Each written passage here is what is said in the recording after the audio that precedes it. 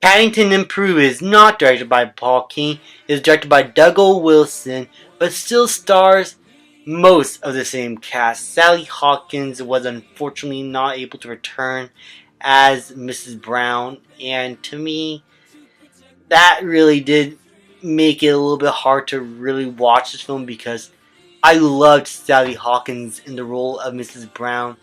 She was the perfect kind of mother figure that you would want. She invoked the character so beautifully with such warmth and love that seeing someone else play this role just felt a little bit wrong to me, and it's what made me hesitant to really go to this film, especially with a new director. I was worried that this movie might not be up to par, or at least good, like the first two Paddingtons. I was so worried because the first two Paddingtons were great, especially Paddington 2. What a movie that was. Paddington returns to Peru to visit his beloved Aunt Lucy, who now resides at the home for retired bears. With the Brown family in town, a thrilling adventure ensues when a mystery plunges them into an unexpected journey. Now, what I love about Paddington in Peru was that I was able to maintain the same tone of warmth and loveliness and togetherness that the first film and the second film especially invoked throughout their entire runtimes. This film still felt like it was totally part of that world, part of Paddington's journey. All the characters still are lovable as ever. They know what they're doing. The directing for the most part felt similar to Paul King's style, but you could tell that Douglas is trying to do something a bit different and something of his own with this new jungle adventure aesthetic that he's going for. Now that we're going to Peru, Paddington and his family are traveling the jungles and trying to navigate their way through. And it was exciting to watch. It was really nice to watch, and seeing Paddington go through all of these trials and situations and learning where he's come from and who his family was, who his real family was. I thought that was a unique journey, and I always thought throughout this entire movie while watching it that this was supposed to be the culmination of Paddington's story. He's going to learn where he came from, and he's going to make the decision whether or not he should go one path or go the path he was already setting himself on with the Brown family.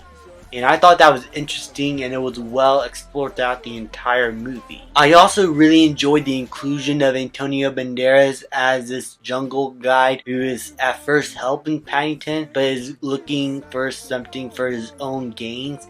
And we then figure out that all of these characters, including Paddington, are after the same thing but for different reasons. And so it becomes a game of catch and mouse, and whether or not the characters are able to achieve their goal before the other group of characters, and that made for a lot of fun situations for Paddington to try and navigate himself through. I think the problem for me with this movie is that it just did not invoke really the same emotions as much as the previous films. It is there. The same themes are greatly explored, and the way everything wrapped up felt very conclusive and right for Paddington's character. But I don't know, something about this film just felt way too by the books, and I could tell where something is coming a mile away. And while the previous other films were admittedly predictable in some cases, you just forget the predictability when it comes down to the direction, when it comes down to the world building, the characters, and the storytelling. They were all so strong in those films that you're able to forget about those problems, especially in Paddington 2, which is almost a perfect movie. It's literally one of the best movies ever made. This one, you can tell a few flaws here and there, and I do have some issues with the story and how it sometimes can be a bit of a drag, and I wish it could have gone to the point a little bit faster. And I think that's due to the pacing just dragging at times and it not being as focused as the previous few films. I just think that it just wasn't as strong of a in terms of directing like the previous other films. Like it was probably the worst of the Paddington movies, if I had to say it myself. But in all honesty, I had a good time still. I thought it was really cute and adorable. I love all the Paddington moments where he has to interact with everyone and he still invoked that same sense of naivete and love for the world around him and wanting to know more about people and what's going on and being able to solve problems by himself that are able to help others.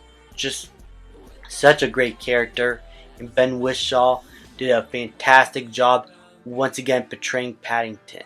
The Brown family were all really enjoyable as well and have their own little things going on, like the son wants to, be lazy in a very inventive way, and his family wants him to do something with his life. The daughter's going to college.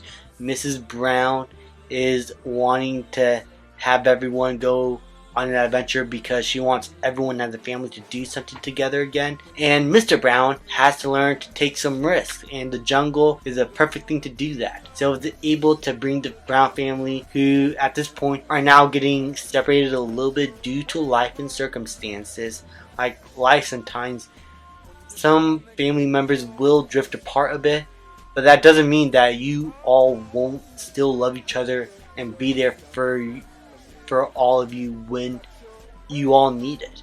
You are always going to have your families back no matter what, and this film really did invoke that message beautifully by the end. I really did felt what the movie was going for in that regard.